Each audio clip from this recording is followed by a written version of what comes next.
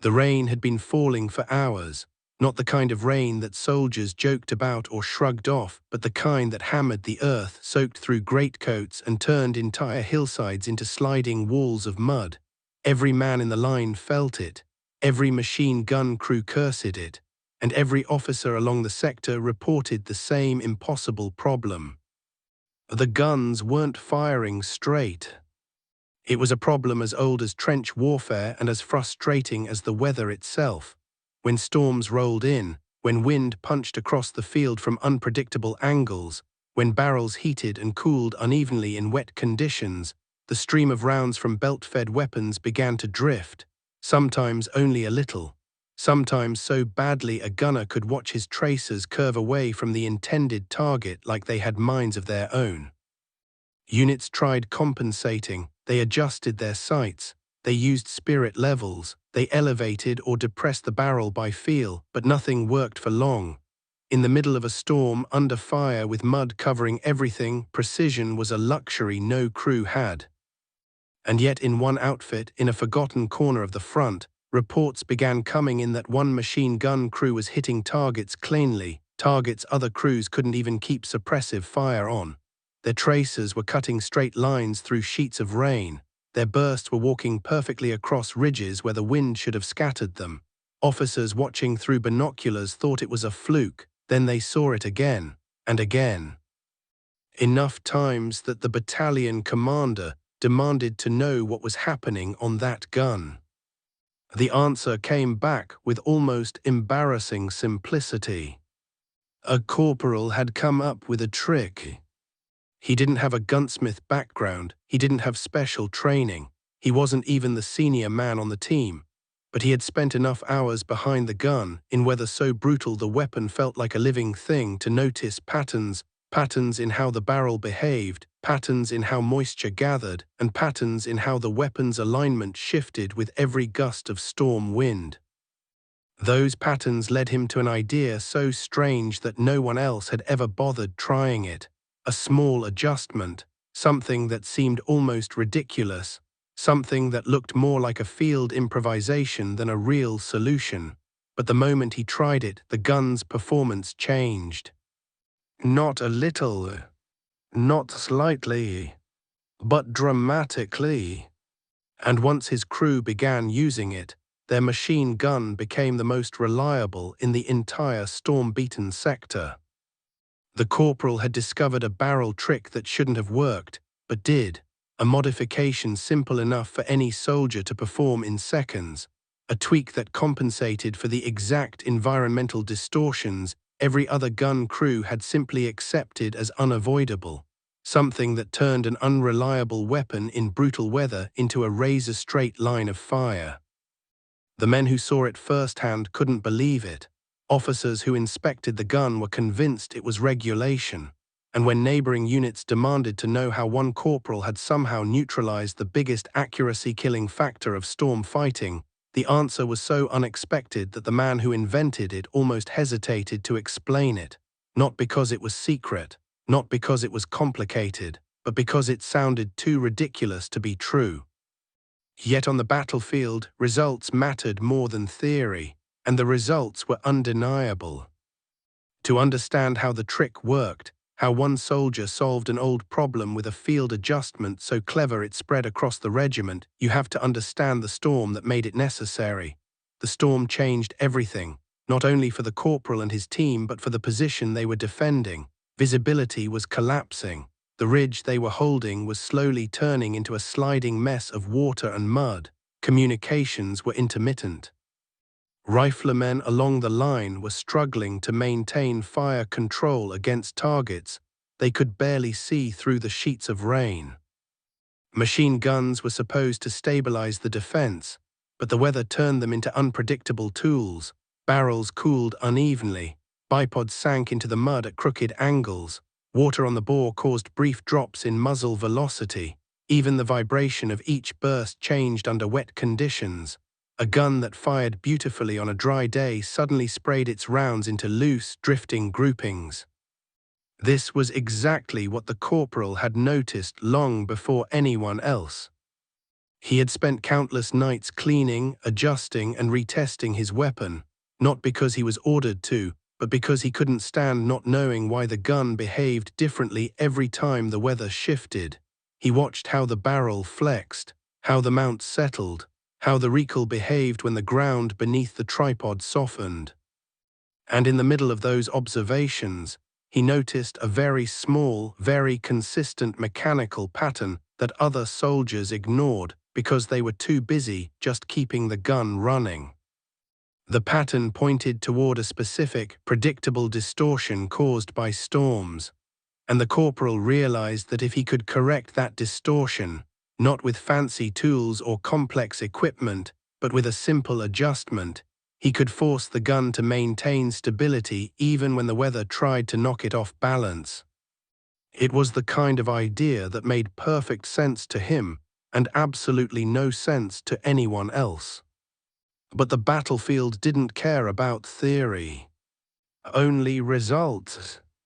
And so out there in the wind and rain, with his team watching skeptically, he applied his strange barrel trick for the first time.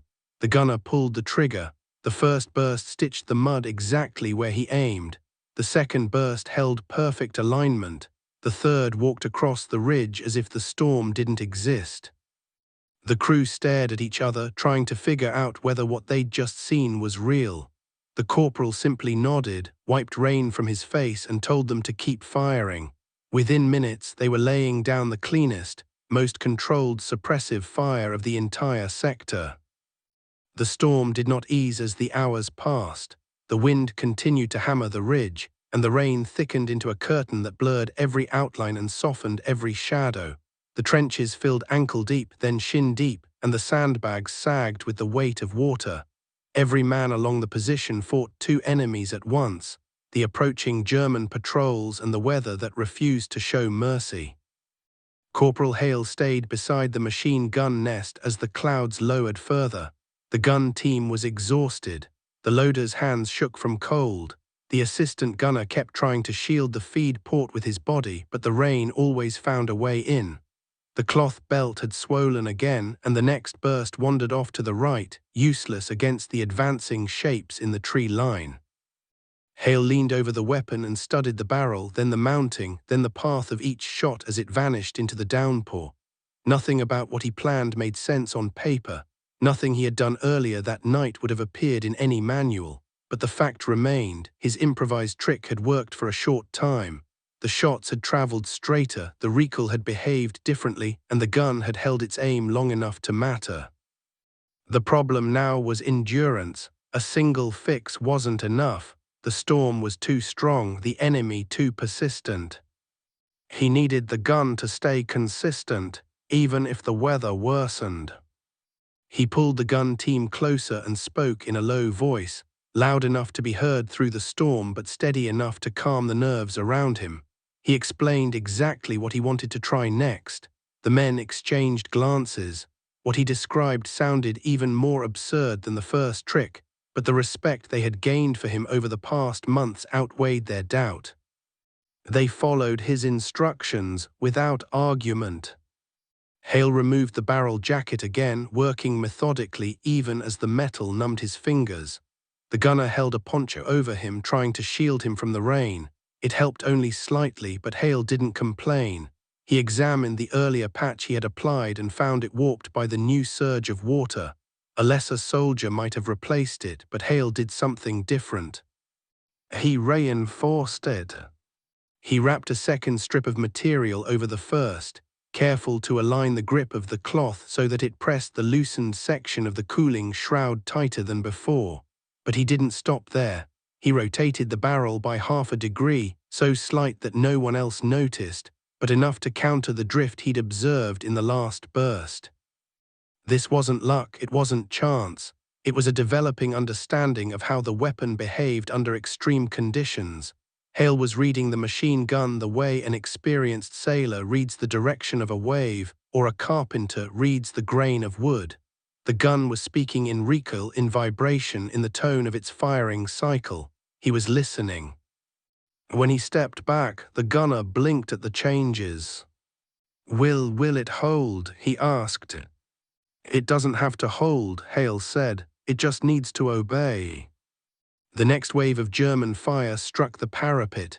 Dirt exploded upward. A whistle blew somewhere in the foggy dark, followed by the thud of boots splashing through mud. The enemy was edging closer, testing the line, trying to find a weak point. The gun team steadied themselves. Hale nodded once.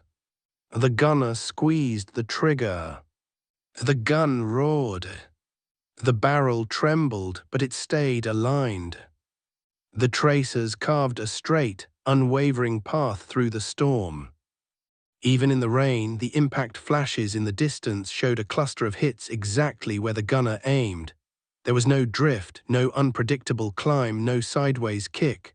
The weapon, so unreliable minutes before, was now firing with unnatural consistency, almost as though the storm had stopped touching it.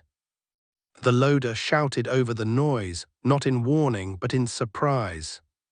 "How is it holding? In this rain, how is it holding?" Hale's answer was calm. "It doesn't matter how much the storm bends the gun.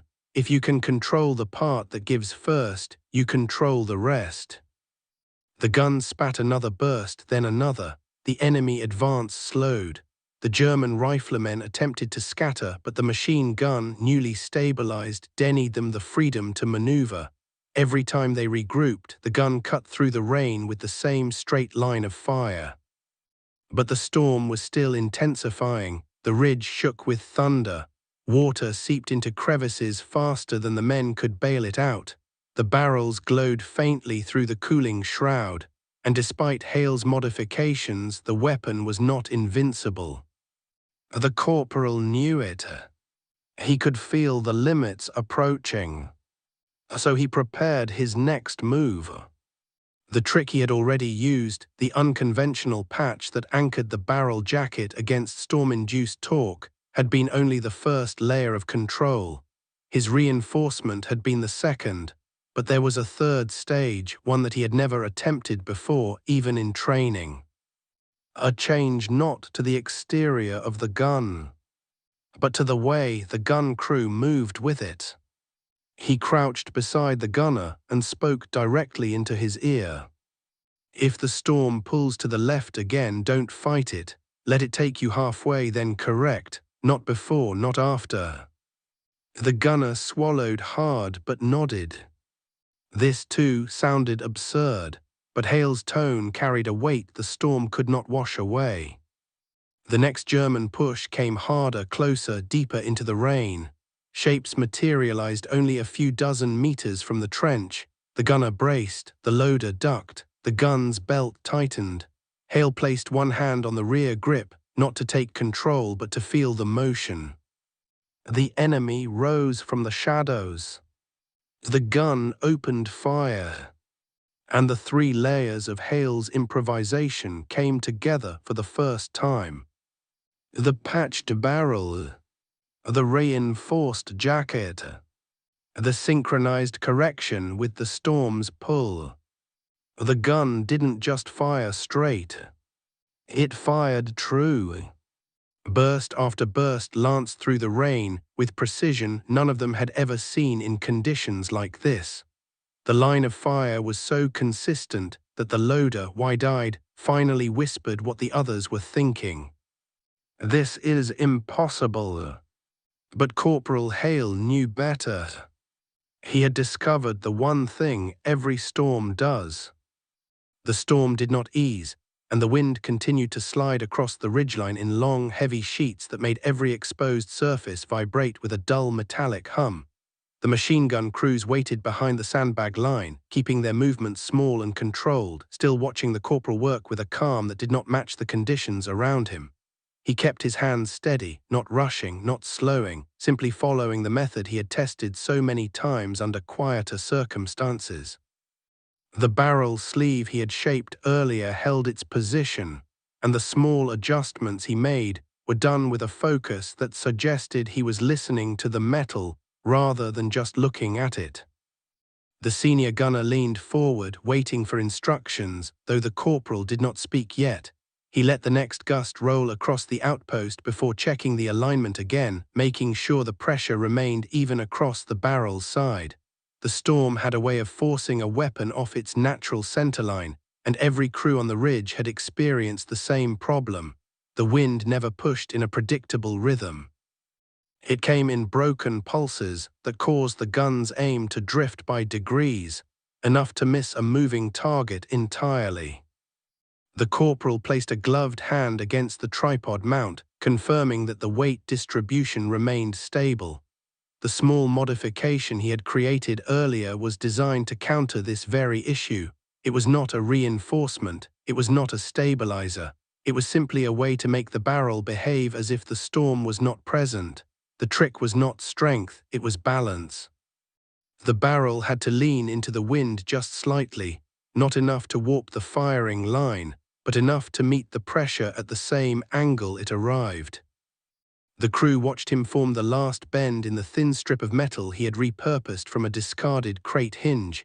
He wrapped it precisely around the upper third of the barrel housing, allowing it to rest without force. It was not meant to clamp, it was meant to guide. A barrel could fight a storm only if it understood the direction in which the storm wanted to pull it, and he had already measured that by eye when the first gusts rolled in. The corporal motioned for the gunner to hold steady while he stepped behind the weapon and looked down the iron sights. The target posts placed earlier in the day were barely visible through the shifting grey. Still, he marked them against the oscillation of the wind, counting the rhythm, letting the movement of the storm settle into a predictable pattern. It took patience. It took silence. It took someone who knew how to read pressure the way a carpenter reads a board or a diver reads depth.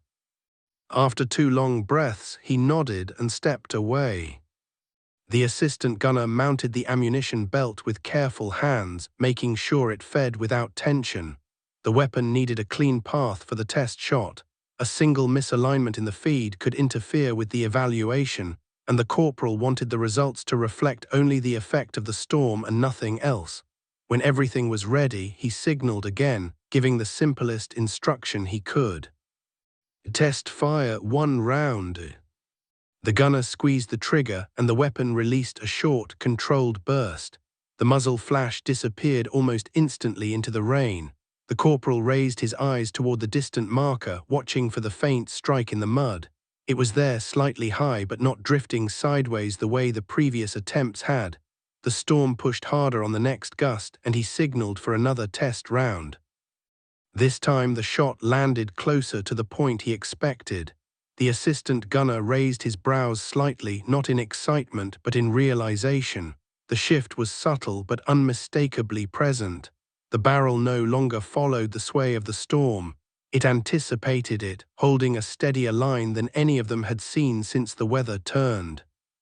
The corporal made one more adjustment to the metal strip, not tightening it, only angling it 1 degree further so the barrel's weight could settle more naturally into place. Then he stepped back again. Full burst, controlled, let it breathe with the wind. The gunner fired, and the rhythm of the weapon lined itself against the pressure of the storm, each round landing in a more predictable pattern. The strange, simple, almost careless-looking barrel trick had solved a problem that had stalled the entire ridge for hours. The crews along the line turned their attention toward the sound, hearing the unmistakable steadiness of rounds hitting where they were meant to land. The storm still howled, the wind still bent across the hill, but the machine gun no longer drifted with it. It fired in a straight, constant line as if the weather had been reduced to background noise. The corporal said nothing. He simply nodded to the crew, collected the remaining strips of metal he had prepared, and moved down the ridge to repeat the same silent, steady method with the next team. The storm settled into its full strength by the time Corporal Hayes reached the forward line again. The wind pushed sideways across the ridge with the force of a living thing, bending grass, rattling equipment, and creating a steady howl that never fully paused. The men whose weapons he had already adjusted were firing test bursts into the far slope, watching their tracers fly straighter than they had in hours. A few looked stunned by how simple the solution had been. Others simply looked relieved. Hayes ignored their reactions, focusing on the last 3 guns that still needed correction. Each crew greeted him the same way, half skeptical, half desperate. The weight of the storm had worn down their confidence. Every misaligned burst made them feel more exposed. Every ricochet that shot off into nothingness reminded them that the next attack might catch them unable to return accurate fire. Hayes moved from gun to gun without wasting words, kneeling beside barrels that twitched under the pressure of the wind, and testing the slight drift the weapon naturally adopted in the gusts. He repeated the same method he had already refined: a short test burst, a quick adjustment made with careful pressure. The subtle trick he had discovered, an interaction between moisture, barrel tension, and airflow, worked the same way each time. The machine gunner would watch him, unsure whether to trust the strange technique, and then the next set of tracers would carve a clean, predictable path through the rain. The disbelief on their faces never changed. By the time Hayes finished the last weapon, the ridge itself felt different. The position no longer sounded like a scattered collection of frustrated bursts. Instead, the pattern of fire had become steady, ordered, reliable. Even in the heaviest gusts, the weapons were no longer drifting off target. The spread was tighter, the angles consistent, and the men operating them began to settle into the rhythm they trusted.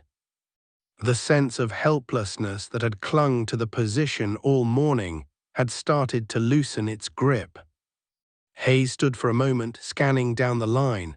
Machine gunners adjusted their stances, wiped rain from their sights, and readied belts of ammunition with a quiet confidence that had been missing since the weather turned. No one celebrated, no one spoke loudly, but something had shifted in the atmosphere of the trench. The storm remained violent, but the men were no longer at its mercy. A radio operator called to Hayes from behind sandbags, handing him a message that had come down from the command post. The enemy was beginning to mass in the low ground again, moving between patches of rock and thickets of brush. The wind made their movement difficult, but it also masked the sound of their approach. The next attack would not wait for the weather to ease. Hayes read the message, returned it silently, and walked back to the nearest machine gun team. The gunner had already seen the shift in the enemy's formations and was tightening the belt across the receiver. Hayes knelt beside him, confirming the stability of the barrel one final time before moving to the next gun. He repeated this quiet inspection along the entire line. There was nothing more to adjust. Every weapon was responding exactly as he expected. The storm still pushed against them, but the technique held firm. When the first shapes appeared in the distance, advancing between sheets of rain, the ridge stayed calm. The crews did not fumble with their sights. They did not angle their barrels higher than necessary, nor lower than they feared. They simply tracked the approaching silhouettes with steady movements, understanding that for once the storm was no longer their enemy.